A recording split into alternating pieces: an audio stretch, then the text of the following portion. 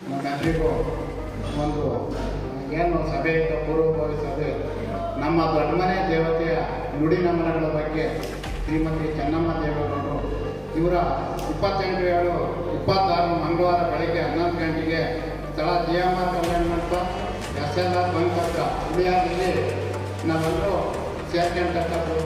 ಅವತ್ತಿನ ದಿವಸ ನಮ್ಮೇನು ಪರಮಪೂಜ್ಯ ಶ್ರೀ ಶ್ರೀ ಶ್ರೀ ನಂಜಾವೃತ ಸ್ವಾಮೀಜಿಗಳು ಆಗಮಿಸ್ತಾರೆ. ಹಾಗೆ ಶ್ರೀಮತಿ ಲೀಲಾದೇವಿ ಆರ್ ಪ್ರಸಾದ್ ಮಾಜಿ ಸಚಿವರು ಕರ್ನಾಟಕ ಸರ್ಕಾರ, ಹಾಗೂ ಶ್ರೀ ನಿಖಿಲ್ ಕುಮಾರಸ್ವಾಮಿ ಅವರು, ಹಾಗೂ ರಶ್ಮಿ ರಾಮೇಗೌಡರು, ಹಾಗೂ ಎಚ್ ಲಿಂಗಪ್ಪ ಜಿಲ್ಲಾಧ್ಯಕ್ಷರು, ಹಾಗೂ ಆರ್ ರಾಮಚಂದ್ರ ತಾಲೂಕು ಅಧ್ಯಕ್ಷರು, ನಮ್ಮ ಏನು ಸುರೇಶ್ ಬಾಬು ಅವರ ಒಂದು ಅಧ್ಯಕ್ಷತೆಯಲ್ಲಿ ಇವರೆಲ್ಲರೂ ಸಹ 28ನೇ ತಾರೀಕು ಬರ್ತಾರೆ. ಈ ಕಾರ್ಯಕ್ರಮ ನಾವೆಲ್ಲರೂ ಸಹ ಸೇರಿ ಯಶಸ್ವಿಗೊಳಿಸ್ಬೇಕು.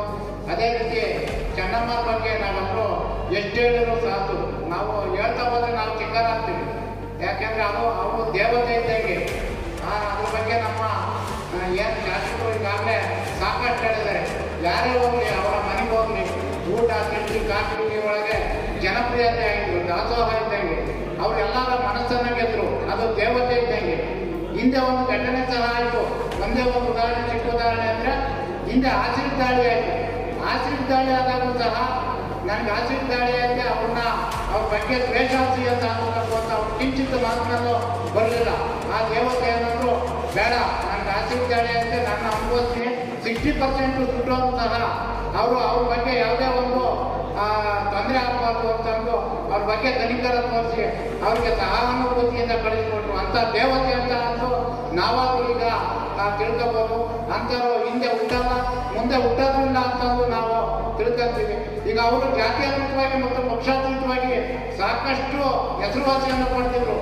ಯಾರಿಗೂ ಅಷ್ಟು ಜನಸಂಖ್ಯೆ ಸೇರಿಲ್ಲ ಅಂತಂದು ನಾವಾದರೂ ಭಾವಿಸ್ತೀವಿ. ನಾವು ಯಾವುದೋ ಗ್ರಾಮ ಪಂಚಾಯತಿ ಆಗಲಿ, ಜಿಲ್ಲಾ ಪಂಚಾಯತಿ ಆಗಲಿ, ತಾಲೂಕು ಪಂಚಾಯತಿ ಆಗಲಿ, ಯಾವುದೋ ಸಹ ನಿಂತಿದ್ದರೆ ಅಷ್ಟೊಂದು ಜನಪ್ರಿಯತೆ ಗಳಿಸಿದ್ರು. ಏನು ಜನಪ್ರಿಯತೆ ಗಳಿಸಿದ್ರು?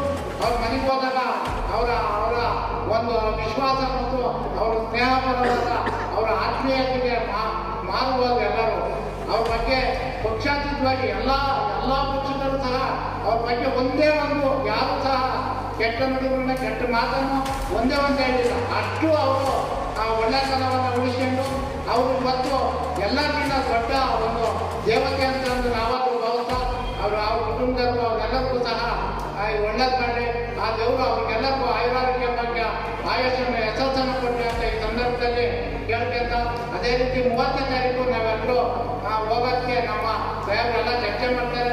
28ಕ್ಕೆ ಎಲ್ಲರೂ ಸಹ ಏನು GMR ಕಲ್ಯಾಣ ಮಾಡ್ಕೊಂಡು ಬಂದು ಯಶಸ್ವಿಗೊಳಿಸ್ಬೇಕು ಅಂತ